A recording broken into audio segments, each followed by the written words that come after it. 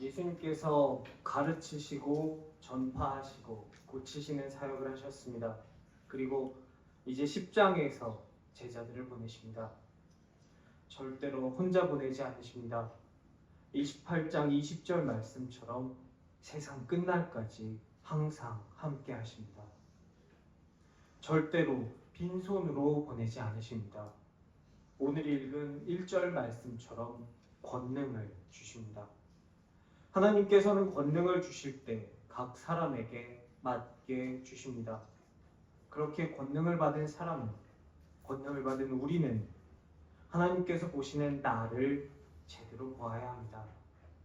하나님께서 보시는 나, 진짜 나는 어떤 사람이며 하나님께서는 그런 나에게 어떠한 권능을 주셨는가, 그 권능으로 무엇을 하시기를 원하고 계시는가를 알아야 합니다. 인간은 스스로가 스스로를 가장 잘 안다고 생각합니다. 그런데 그것이 꼭 그렇지 않을 때가 많습니다. 내가 무엇을 알고 무엇을 모르는지, 내 약점은 무엇이고 강점은 무엇인지, 그리고 무엇보다 하나님께서 보시는 나는 어떤 모습인지 알아야 합니다. 하나님이 보시는 나와 내가 보는 나가 일치하지 않을 때 문제가 생기기 때문입니다. 먼저 하나님이 보시는 나에 비해서 내가 나를 너무 작게 보는 경우입니다. 사사기 6장에 등장하는 기드온이 그랬습니다. 하나님은 기드온을 부르실 때 이렇게 부르셨습니다. 사사기 6장 12절, 여호와의 사자가 기드온에게 나타나 이르되 큰 용사여, 여호와께서 너와 함께 계시도다. 네. 하나님은 기드온을 큰 용사로 보셨습니다. 거기에 맞는 권능을 주셨습니다. 그런데 기드온은 적들에게 추수한 것이 알려지면 내가 추수한 곡식을 빼앗길까봐 포도주 틀에서 밀을 타작하고 있습니다. 하나님은 나를 용사라 보시나 나는 나를 그렇지 않게 보기에 기드온은 용사의 권능을 가지고 겁쟁이로 살게 됩니다. 하나님께서 큰 용사로 만들어서 그의 민족을 지키게 하시기를 원하는데 그렇게 하고 있지 않기에 그의 민족도 고통을 받고 그도 고통을 받게 됩니다. 두 번째로, 하나님이 보시는 나에 비해서 내가 나를 너무 크게 보는 경우입니다. 과대평가하는 것입니다. 내가 세운 목표는 원대한데 내가 거기에 따라가지를 못해 나의 삶이 힘들어집니다. 내 삶만 힘들어지는 것이 아니라 같이 가는 공동체의 삶도 힘들어집니다. 나로 인해 공동체의 갈등이 일어나고 실패와 좌절을 불러옵니다. 공동체가 깨어집니다. 마태복음 26장에서 등장하는 베드로가 이런 모습입니다. 베드로는 26장 33절에서 예수님께 이렇게 말합니다. 베드로가 대답하여 이르되 모두 주를 버릴지라도 나는 결코 버리지 않겠나이다. 베드로는 나는 모두와 다르다고 보았습니다. 나는 저 사람들보다 더 나은 인간, 더 강한 인간이라고 판단하고 생각하고 있었습니다. 하지만 하나님이 보시기에는 다 같은 모습입니다. 베드로는 예수님을 부인했고 알지 못한다고 맹세했고 끝내 저주하게 됩니다. 창세기 13장에 등장하는 롯도 그렇습니다. 13장 13절을 보면 소돔 사람은 여호와 앞에 악하며 큰 죄인이었더라 라고 기록합니다. 롯은 소돔이 좋아 보였기에 나는 거기에 가도 타락하지 않을 거야, 나는 거기 사람들에게 물들지 않을 거야 라고 생각하면서 소돔과 고모라로 갔습니다. 하지만 하나님의 힘을 의지하지 않고는 모두가 살고 있는 방향에 거슬러서 살아가기 어렵습니다. 모두가 이 방향으로 살아가는데 나 혼자 저 방향으로 살아간다면 내가 틀린 건가? 내가 잘못된 건가? 라는 생각을 하기 쉽습니다. 나만 괜히 어렵게 사는 것 같고 나만 괜히 미련한 길을 택한 것 같습니다. 바람 부는 대로, 물결 치는 대로 그냥 그렇게 살고 싶습니다. 결국 롯과 그의 가족도 죄악의 큰 흐름을 거슬러서 살아내지는 못했습니다. 그의 아내는 소금 기둥이 되었고 그의 두 딸은 아버지로 말미암아 임신해서 모압과 암몬의 조상을 낳게 됩니다. 하나님이 보시는 나를 크다 작다를 떠나서 자기 중심적으로 해석해버리는 경우도 있습니다. 출애굽기 2장에 등장하는 모세가 그런 경우입니다. 출애굽기 2장 14절 그가 이르되 누가 너를 우리를 다스리는 자와 재판관으로 삼았느냐 네가 애굽 사람을 죽인 것처럼 나도 죽이려느냐 모세가 두려워하여 이르되 이 일이 탈로 되었도다. 모세는 스스로를 자기 민족을 구할 사람이라고 생각해버립니다. 그는 자기 민족을 구할 방법이나 계획도 생각하지 않고 한 히브리 사람을 치는 애굽 사람 하나를 쳐 죽입니다. 남의 말은 듣지 않고 뭐든지 제멋대로 행동하는 사람을 흔히 독불장군이라 부릅니다. 독불장군의 한자어를 보면 혼자서는 장군이 될 수 없다라는 뜻입니다. 그의 민족도 모세를 지도자로 보지 않았고 하나님도 모세를 아직 대표로 세우시지 않았습니다. 하나님이 인정하시고 사람이 세워야 권위가 되지 자기가 권위라고 생각하고 날뛴다고 그것이 권위가 되지는 않습니다. 독불장군 같던 모세를 애굽에서는 살인자로 찾고 있습니다. 결국 모세는 왕자의 신분을 버린 채 미디안 광야로 도망하게 됩니다. 우리는 하나님이 나를 보시는 대로 그 시선으로 나를 보아야 합니다. 하나님이 보시는 나와 내가 인식하는 나가 잘 맞지 않을 때 우리 삶과 우리 공동체에는 여러 가지 문제점들이 생기게 됩니다. 나에게 권능을 주신 하나님의 뜻을 이루는 데에 차질이 생기게 됩니다. 믿음의 눈으로 말씀이라는 거울을 통해서 하나님이 나에게 맡겨 주신 권능을 잘 보고 하나님 뜻대로 잘 사용할 수 있는 저와 여러분 될 수 있기를 간절히 축원합니다. 예수님께서는 제자들에게 권능을 주셨습니다. 권능을 받은 제자들은 뭔가 특별하다거나 어떤 시험을 통과했다거나 어떠한 자격 조건을 충족해낸 사람들이 아니었습니다. 그들은 하나님이 주신 권능을 가진 평범한 사람들이었습니다. 고린도 후서 4장 7절에서 바울은 이렇게 고백합니다. 우리가 이 보배를 질그릇에 가졌으니 이는 심히 큰 능력은 하나님께 있고 우리에게 있지 아니함을 알게 하려 함이라. 보배가 없다면 그것을 담고 있는 그것은 그냥 질그릇일 뿐입니다. 중요한 것은 그릇 안에 담겨 있는 보배이지 그 그릇 자체가 아닙니다.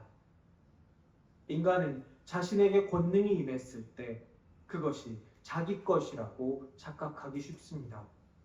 그래서 교만해지고 내가 질그릇이라는 걸 잊어버린 채 내 자체가 나 자신이 보배로 변했다고 나에게 그런 가치가 있다고 착각하기도 합니다. 사무엘상에 등장하는 사울 왕이 그런 경우였습니다. 그는 왕이 되기 전 평범한 사람이었습니다. 기름 부음을 이미 받아서 그가 곧 왕이 될 것을 알았지만 막상 왕으로 뽑히고 난 뒤에 진보다리 가운데 숨어있던 사람이었습니다. 태어날 때부터 왕의 기질을 가지고 있었다거나 비범한 탄생의 비밀을 가지고 있던 사람이 아니었습니다. 하지만 그가 왕이 되고 권력에 취하자 그는 자기가 왕이 된 것이 그 자신의 업적이고 자신의 능력이며 자신의 성취라고 착각했습니다. 질그릇이 자기가 보배여서 귀히 여김을 받는다라고 생각할 때 교만해집니다. 그래서 결국 사울 왕의 마지막은 좋지 않은 모습이었습니다. 우리는 평범한 사람입니다. 초능력자, 영화에 나오는 사람들처럼 눈에서 뭐가 나온다거나 하늘을 마음대로 날아다닌다거나 할 수 없습니다. 뭐든 보자마자 외워버린다거나 남들이 보지 못하는 것을 본다거나 하지도 않습니다. 하지만 우리 하나님은 그런 평범한 사람들을 들어서 사용하십니다. 평범한 제자들에게, 아니 어떻게 보면 평범 이하라고 볼 수도 있는 그 사람들에게 하나님의 권능이 임했습니다. 그렇게 되었을 때 그들은 죽음을 두려워하지 않았고 예수님의 명령대로 땅 끝까지 복음을 전할 수 있었습니다. 사사기 15장에서 삼손은 하나님의 영을 힘입어 나귀의 턱뼈 하나로 블레셋 군대 1000명을 때려잡습니다. 칼도 아니고 몽둥이도 아니고 지나가는 길에 옆에 버려져 있던 턱뼈 하나로 훈련받고 제대로 된 장비를 갖추고 작전을 짜서 진을 세우고 자기를 죽이러 온 적들을 쳐 죽입니다. 블레셋은 철기의 도입이 이스라엘보다 많이 빨랐습니다. 철로 만든 칼과 청동으로 만든 칼이 맞부딪히면 청동칼은 버티지 못한다고 합니다. 이스라엘은 삼손이 나오는 사사기를 지나 사무엘상에 갈 때까지도, 그래서 거기서 사울이 왕이 되고 블레셋과 맞서 싸울 때까지도 철로 된 무기를 가진 것은 왕과 왕자 정도뿐이었습니다. 블레셋은 이미 최첨단 철제 무기로 무장하고 이스라엘을 공격합니다. 그런 블레셋은 삼손은 청동칼도 아니고 단단한 나무 몽둥이도 아니고 그저 길가에 버려진 나귀의 턱뼈 하나를 들고 승리합니다. 하나님의 권능이 임할 때 평범 이하인 나귀 턱뼈 같은 나를 통해서도 우리 하나님은 승리하십니다. 하나님은 평범한 우리에게도 권능을 불어넣어 주실 것입니다. 하나님 주신 권능을 힘입어 가르치고 전파하며 고치는 우리가 될 수 있기를 축원합니다. 10장에서는 12사도의 명단이 등장합니다. 하나님께서 친히 만드신 공동체에는 참 다양한 사람이 있었습니다. 오늘 말씀 3절에는 세리 마태도 그 12 중에 하나로 등장합니다. 마태는 세리였습니다. 당시 세리는 사람들로부터 이것저것 세금을 걷어서 수수료를 좀 떼고 로마에다가 가져다 바치는 직업이었습니다. 수수료를 좀 떼는데 좀 많이 냈습니다. 로마는 할당량만 채우면 그 이상 걷는 것에 대해서는 관계하지 않았기 때문에 세금 징수권을 돈으로 주고 산 세리들은 그들이 낸 돈, 징수권을 산 그 본전을 채우기 위해서 백성들을 가혹하게 수탈했습니다. 세리들 옆에는 그들을 지키는 로마 군대가 있었습니다. 로마도 사람들이 그런 세리를 미워하는 것을 알고 있었기에 세리가 있는 곳에는 언제나 군대를 파견했습니다. 그들에게 세금은 중요한 수입원이기 때문이었습니다. 예수님 당시 세리들은 자기 민족을 무력으로 지배하고 있는 지배자를 위해서 자기 백성의 피를 빠는 매국노들이었습니다. 예수님 당시에는 무력으로 독립을 쟁취하기 위해서 노력하는 사람들이 있었습니다. 사람들은 그들을 열심당이라고 불렀습니다. 이 열심당원들은 로마 제국의 앞잡이 매국노인 세리들을 제거했습니다. 오늘 말씀 4절에 가나나인이라고 기록된 시몬도 그런 열심당원 중에 한 사람이었습니다. 아마 시몬이 가지고 있던 암살 리스트에는 마태의 이름도 기록되어 있었을지 모릅니다. 그런데 세리 출신 마태와 열심당 출신 시몬이 예수님의 제자 공동체에 함께 존재했습니다. 이 둘은 평상시였다면 겸상도 안 할 사람이었습니다. 하지만 함께 있습니다. 마태복음은 역사를 있는 그대로 기록하려는 역사 기록이 아닙니다. 사실을 알리는 뉴스 기사도 아닙니다. 그래서 핵심적인 메시지를 전하는 데 있어서 중요하지 않은 부분을 마태는 과감하게 생략해버립니다. 그런 마태가 자기에 관해서 성경에 기록할 때 마태 자신에게 있어서는 감추고 싶고 부끄러운 과거인 세일이었다는 사실을 반드시 기록하고 있습니다. 그리고 제자들 중에서 어부 몇 명을 빼놓고는 그들의 직업을 하나도 써놓지 않아서 지금도 우리가 이 사람들이 예수님 만나기 전에 뭐 하던 사람들이었는지 모르는 것이 지금 우리가 보고 있는 마태복음입니다. 그런데 거기서 굳이 시몬 앞에 가난아이, 그러니까 열심당원이라고 4절에서 기록하고 있습니다. 나의 부끄러운 과거와 나 같은 것을 죽이는데 열심이었던 사람이 예수님의 제자 공동체 가운데 함께 있었다고 우리에게 말하고 있습니다. 하나님께서 마태를 통해서 우리에게 말씀하고 있습니다. 예수님이 부르신 사람들, 예수님을 따르기로 결단한 사람들은 예수님 앞에서 하나입니다. 그의 공동체에는 다양성이 존재합니다. 사도 바울을 이방인들을 위한 선교사로 파송했던 안디옥 교회처럼 본질에는 일치를, 비본질에는 관용을, 그리고 모든 것에는 사랑을 추구했습니다. 이것이 예수를 따르는 공동체가 가져야 하는 모습입니다.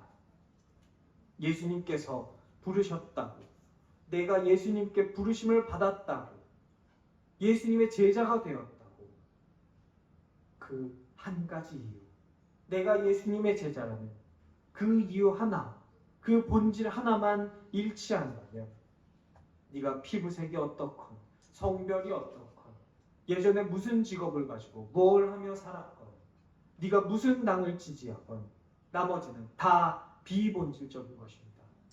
관용해야 하는 것입니다. 뭐 하나 공통된 것이 없어 보이는 12명을 하나 되게 만든 것이 이것입니다. 성경에서 말하는 하나 된다라는 것은 개인의 모습을 죽이고 똑같은 옷을 입히고 가로줄과 세로줄을 맞춰서 줄을 세워놓는 것을 의미하지 않습니다. 본질에서 일치를 이룬다면 나머지는 관용하는 것, 나의 생각을 강요하지 않는 것, 내가 살던 방식을 버리고 예수의 방식으로 사는 것이 성경이 말하는 하나됨입니다. 열심당원 시몬이 자기 방식을 버리지 않았다면, 마태가 자기가 살던 세리의 길에서 돌이키지 않았다면 우리는 오늘 이 마태복음서를 보지 못했을 것입니다. 예수를 따르는 제자를 오늘날에는 뭐라고 부릅니까? 교회라고 부릅니다. 우리 교회들의 모습도 이러해야 합니다. 세상 다 틀리고 나 혼자만 옳다는 독선, 다른 의견, 다른 생각, 다른 모습을 용납하지 못하는 아집, 거저받았으니 거저주라는 예수님의 말씀을 무시하고 자기 배만 채우려는 탐욕이 오늘날 교회들을 병들게 만들었습니다. 이것이 예수의 이름을 망령되이 일컫게 만들었습니다. 우리가 한 일이 아니시라. 우리가 함께 회개해야 할 일입니다. 우리부터 이렇게 되지 않도록 주의해야 할 일입니다. 교회는 하나님의 완전하시고 온전하심을 닮아가는 사람들의 공동체입니다. 닮아가는 사람들입니다. 이 말은 아직 교회가 완전하지 않다는 뜻입니다. 교회는 완벽한 사람들의 모임이 아니라 구원받은 죄인들의 공동체입니다. 교회가 교회 밖의 사람들과 다른 점은 교회 안에 있는 사람들은 자신들이 죄인이라는 것을 아는 것이고 밖의 사람들은 그 사실을 아직 모른다는 점입니다. 교회 안에 있는 우리는 구원을 받았습니다. 구원을 받았으니 우리를 지으신 원래 모습대로 하나님의 형상대로 온전해지고자 노력해야 합니다. 다양한 사람들이 함께 복음을 전하며 살았던 안디옥 교회를 기억합시다. 경상도 함께 못할 사람들이 오직 예수라는 이름 하나만으로 하나 될 수 있었던 예수님의 12제자의 모습을 기억합시다.